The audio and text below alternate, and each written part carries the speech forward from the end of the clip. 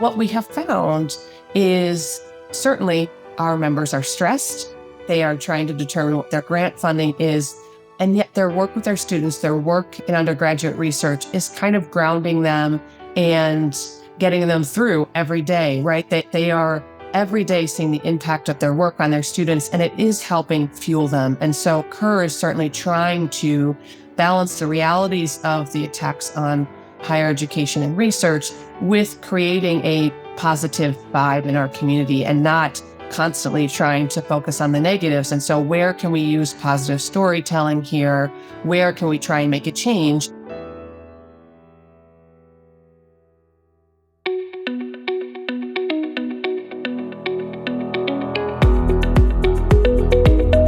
This is Associations Thrive, the podcast celebrating successful associations and their leaders. I'm your host, Joanna Pineda, CEO and Chief Troublemaker at Matrix Group International.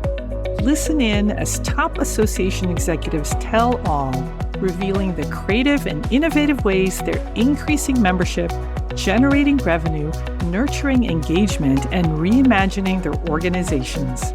By the way, if you've launched a new initiative, created new member services, or updated your governance structure and are seeing great results, I want to hear your story, and so do my listeners. I'd love to have you as a guest. Go to podcast.matrixgroup.net and apply to be on Associations Thrive. Now let's dive into this week's show. Today, I'm speaking with Lindsay Currie, Executive Officer of the Council on Undergraduate Research, or CUR.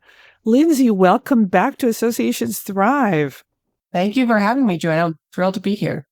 Lindsay, you were on in October 2022. You were my very third guest. I am so happy to have you back. Thank you so much. I have learned so much listening over the last 100 plus episodes, Joanna. So I'm so glad you're continuing to do this work and share the stories and learnings from all of the other executives and thought leaders out there. It's a really great resource and a nice little place to spend some time about the positivity happening in associations and learn from my peers. Yeah, thank you. The storytelling has been really fulfilling. You know, for my listeners who don't know CUR and missed that episode, Lindsay, tell us about CUR.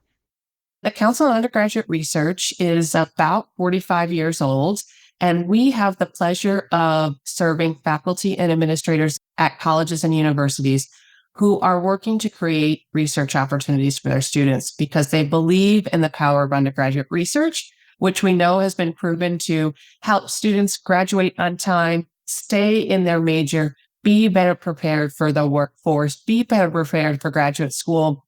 And one of the pieces we're really working on now is sharing the story about how they are better prepared to be civically engaged researchers in the environment, right? And so we really are sitting in a critical time in our country where we want to make sure that those that are going out and voting, those that are engaging in their communities, come with an inquiry-based mindset, that they're challenging the information that is being shared with them to be better citizens. And so that is just another added value as the story of undergraduate research unfolds and its long-term impact that we're focusing on these days. Well, Lindsay, my son did a research project this past year, and he's doing another one next year. And I can tell the difference in how he presents himself and how he talks about the research and his studies. So it's been an amazing experience. I love that you are learning it firsthand. Yeah. I was lucky enough to participate in some undergraduate research myself. I didn't know what it was called at the time. I just thought it was really cool. I got to be in a research study where we were doing an archaeological dig at Edison's lab. I determined I did not want to be an archaeologist, which also was very helpful information, but I learned how to work on a team. I learned how to communicate the important pieces of the research. I learned how to present at conferences about this piece. And so these are all critical skills that adults need in the workforce, adults needs in graduate school. I am certainly a product of undergraduate research and know what it really is through a lived experience, and just know that the more students that can get out of the classroom and that kind of lecture-based learning, how much more valuable a higher education experience can be for these students. And so Our work every day is to try and make sure as many students as possible have access to this high impact learning practice. Well, Lindsay, speaking of access, this is a really tough environment for research at universities. How are your members doing? Yeah, it certainly is. And it's interesting because it was one of the pieces that we considered when we were doing this strategic plan. So our strategic plan was up to end last year, and we made the critical decision. Our board and our association has been using foresight for the last 6 years that I've been here. And we recognized, right, last year's election was really going to be one of those wild card events. And having spent enough time practicing foresight, we knew that we wanted to see the outcome before we actually did this work. We wanted to see the outcome and impact on our organization, which we knew was going to be tremendous depending upon how that election ended. And certainly I'm glad that we made that decision at this point in time, and trying to balance the realities of the attacks on higher education, the attacks on science, the attacks on research, and the positivity that you want your community to have together as they move forward. And what we have found is certainly our members are stressed. They are trying to determine what their grant funding is. And yet their work with their students, their work in undergraduate research is kind of grounding them and getting them through every day, right? They are every day seeing the impact of their work on their students, and it is helping fuel them. And so CUR is certainly trying to balance the realities of the attacks on higher education and research with creating a positive vibe in our community and not constantly trying to focus on the negatives. And so where can we use positive storytelling here? Where can we try and make a change? And use this as a reminder that this is why we want more civically engaged researchers out as adults.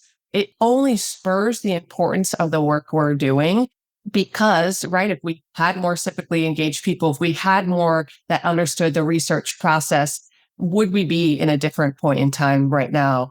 And so it's just keeping us focused on right now what we're calling as CUR 2030, which is the end of this strategic plan, but really well into the future, and validating that CUR does need to continue to exist, that this high impact research and teaching practice is essential and could be one of the solves for the environment we currently find ourselves in. Well, let's talk about the strategic plan. So your strategic plan period, I guess, was ending, and you decided to embark on a new process. So I think a lot of my listeners are always really, really interested in this process. So tell us about what you went through as an organization. Certainly, Joanna. I think there's a few threads that got us to a really successful strategic plan practice. One was the introduction of foresight to our board culture 6 years ago. And I will say it wasn't always a smooth road, and foresight work is not always easy work. But, it started as a little drip, right? And we've been adding more and more of that practice into the work we've been doing over the last 6 years. So one, I think it critically changed how we approach this work, how we were thinking about the future and what a strategic plan needed to help us do. Certainly, we did not want it to be something that sat on a shelf. We wanted it to really be a guide and a grounding place for this board and future boards to use as a tool as we move forward. And the other piece is about 4 years ago, we brought a coach onto our board, not to sit on our board, but to help work with our board. And at that point in time, it was really around our DEI work and how is the board doing this work? And we recognized it was critical and important to our values and aligned with our mission. And yet we were not experts in that space. And so this individual came into our board to help us do some of that work. And while doing that work, we really recognized the important impact of having a coach with the board. In addition to having your executive, we can only wear so many hats and sustain so many things, that this was a beautiful scaffolding to the work I was doing with the board, and gave somebody whose sole responsibility to the organization was to help us thread all of these pieces.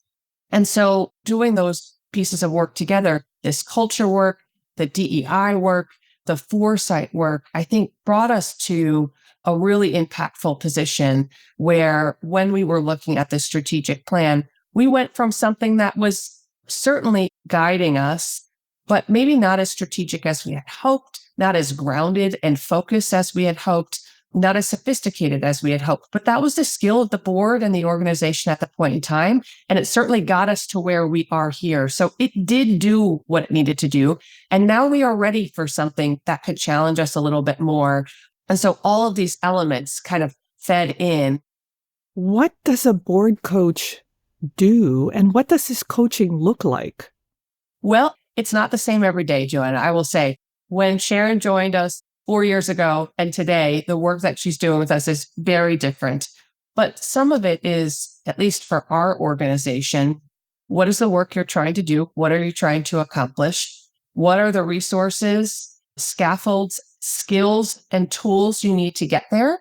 And 4 years ago, we were trying to move away from being a doing board, a board that was in the weeds, to a board that was much more strategic. And that is a hard road to go down.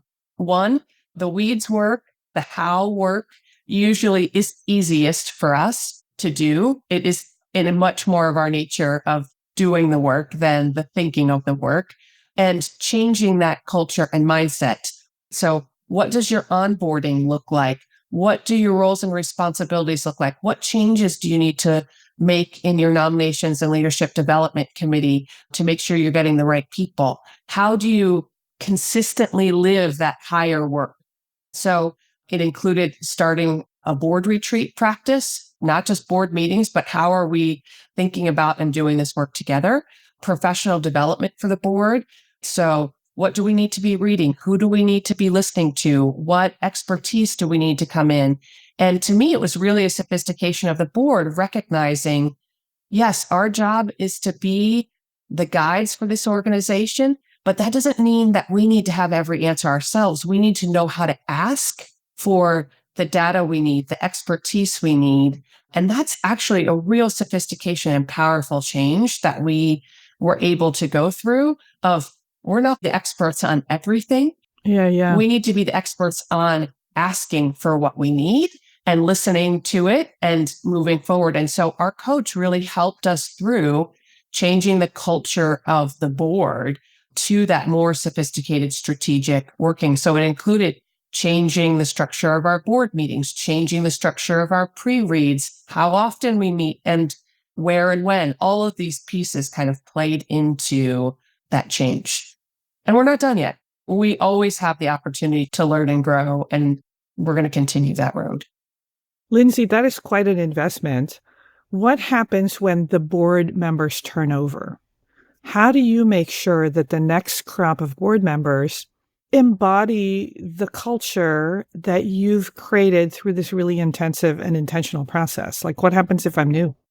Great questions, Joanna. So some of it is who we're recruiting and how we're recruiting them has changed significantly. And the sophistication of what we're looking for in our calls for board members, in addition to the rubrics review process on the back end. So we have gone in the last 5 years in a process where we used to have open nominations and open votes of our membership for board members. And we have shifted that process to very intentional recruitment, a very intense application process that is matching competencies that we need in our board to do this work, and an interview process that ensures that those competencies, both on paper and in the interview, can be met. And then we go through a really thoughtful onboarding process. Ooh, I skipped a step. It is now not an open vote from our members.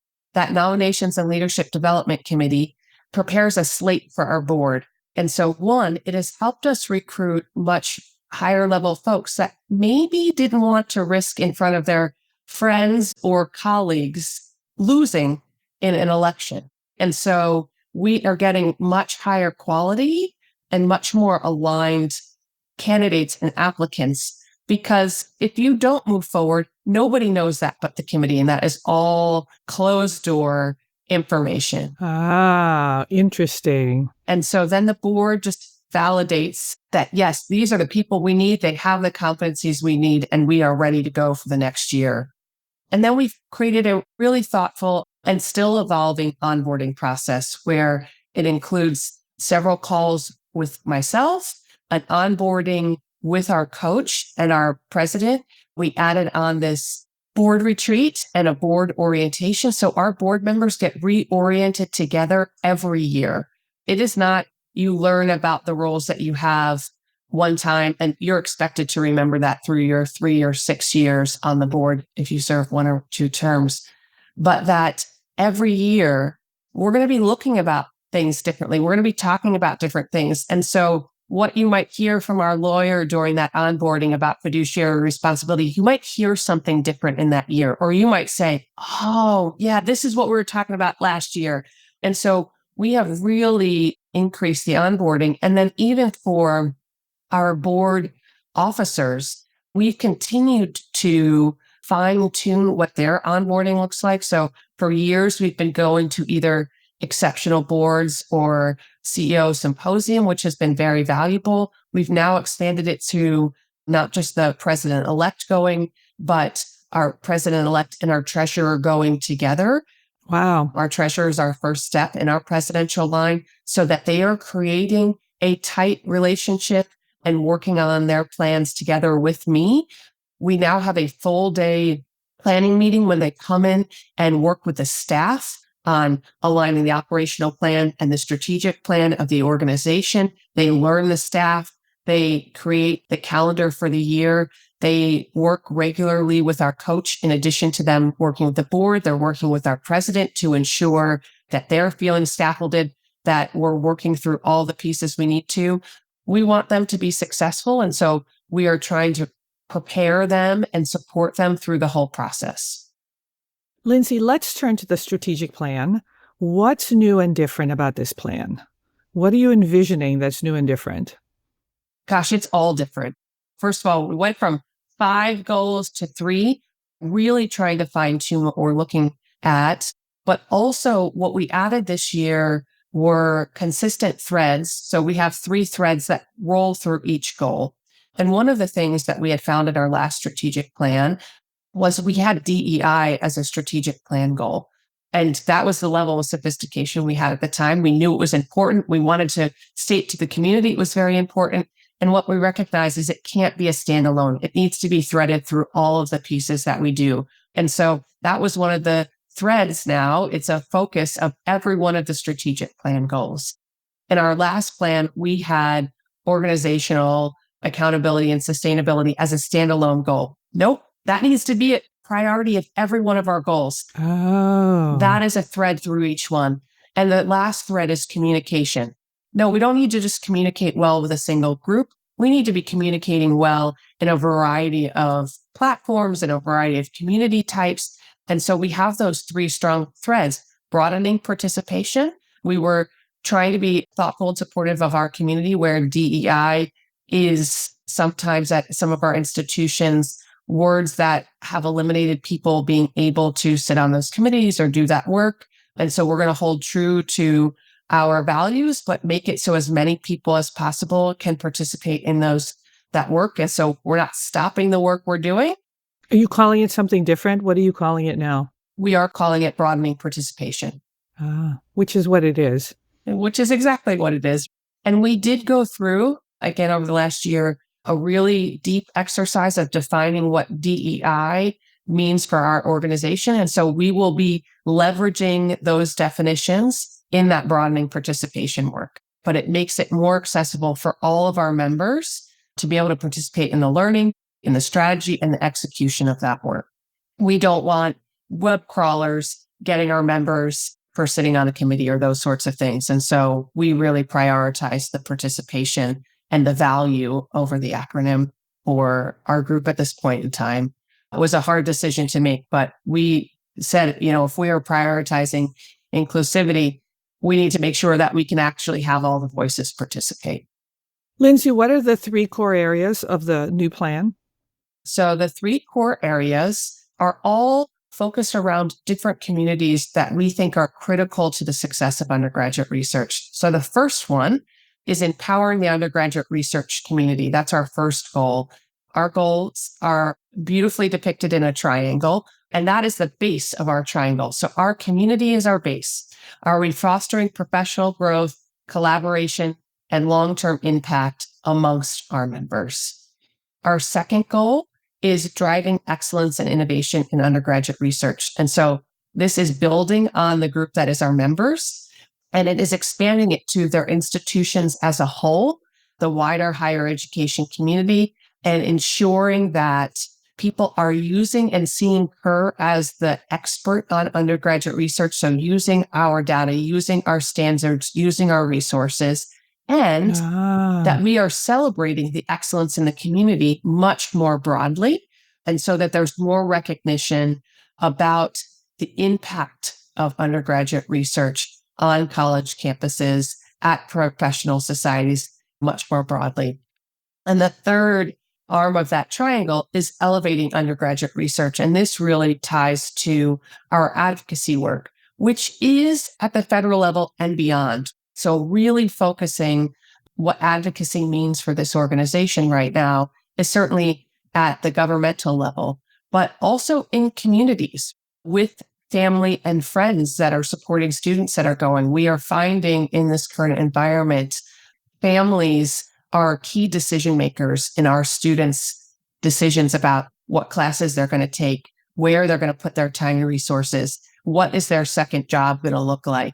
And we need to make sure they understand what their student participating in undergraduate research impact is going to be, as much as we need our federal policymakers to understand why it's so important to support research. And so we are broadening what advocacy looks like for undergraduate research in this new plan. Lindsay, how are you disseminating the new plan to the entire membership and activating them to support it? Because that's a big job. It sure is. We actually just came back from our annual leadership meeting, which is where our 300 elected volunteers, which includes our board and our council and our disciplinary representatives. And we actually launched it with them first. They actually were critical in the research piece, as were our broader membership, but they are critical to this organization and how we implement programs, how we develop content. And we needed them to be key partners in this work. And we needed them to feel it and own it. And so we did a half-day workshop before our conference started this June for them to get deep and dirty in the plan with us. And so we did a full presentation, and then we had an afternoon workshop where they could start working on, gosh, how are they going to be part of the plan? Where do they see their ownership? What are their roles and responsibilities going to be? And then we're working over the course of the summer to compile those ideas, start creating plans, and then we are going to launch it to our broader membership this fall. We also recognize the rhythm of academia. Launching something in the summer would not have been ideal anyway. So we're using this as critical work time, and we'll be launching it to our community and much more broadly this fall. So making sure our members know what it is. We're going to have certainly a landing page. We're going to have videos. We're going to be leveraging social media and our e-newsletter. So kind of a full court press communication plan for it.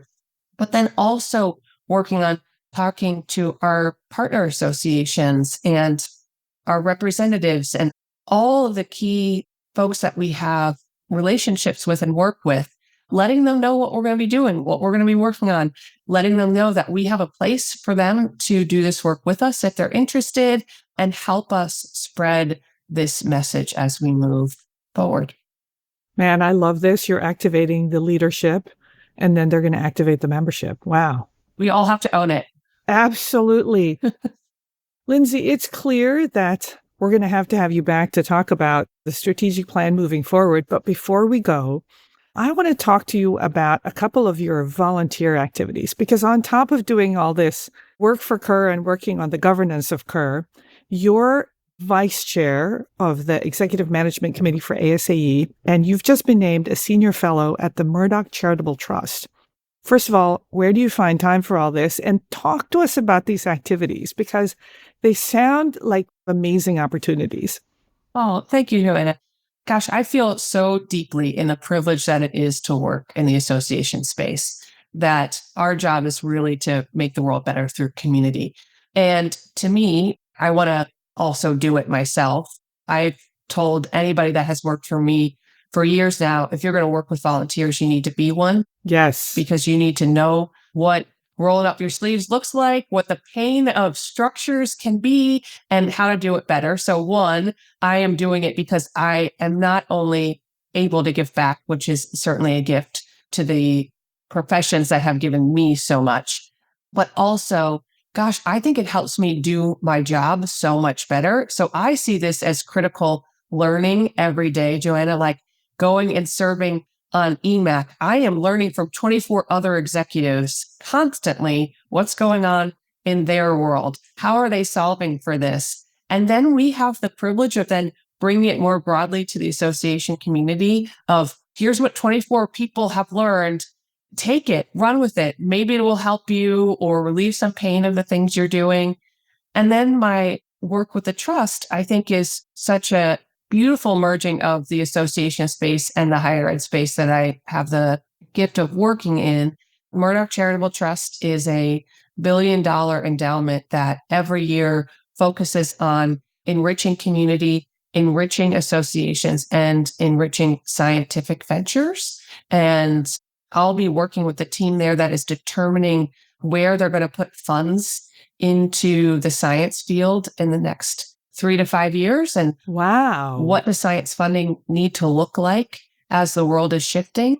And so, gosh, I think some days I'm going to get more from them than they're going to get from me. But thinking about what does the future of research funding look like? What does the future of research look like on college campuses, in communities?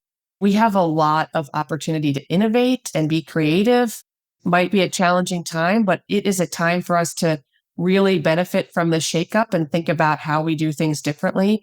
And so being able to be in that space and learning from colleagues that are doing this work, and along with giving back to those that do so much and have done so much for me, is great. So I see it as a way to constantly be learning. I think you get to a point in your career where sometimes sitting in a session at a conference isn't the right kind of learning anymore. And I work at an association that thinks about learning through doing, and I'm trying to practice that every day. Lindsay, I bet that the Murdoch Charitable Trust is going to really benefit from your experience clearly with all the researchers, but also your foresight experience. Yeah. Because you're going to help them navigate what does research look like on college campuses. And as the federal government is doing whatever it is that it's doing or not doing, the private giving is going to become probably more prominent. You know, in my work with other foundations, often they'll say, we don't just want to give money to this organization or to this cause or to this issue. We want to activate other funders so that we can really bring a lot of resources to bear on this problem. So that's what you're going to be doing at the Murdoch Charitable Trust. Amazing. Yeah, I'm really excited about that work. Well, Lindsay, it is always a pleasure to talk to you. I could talk to you all day, but I know that you have other things to do on a Friday afternoon. So I'm going to have you back because I want to hear about how you proceed with the strategic plan and how the rollout goes. I can't wait. And that just means, Joanna, that you're going to have 150 more successful episodes. Oh, 100%.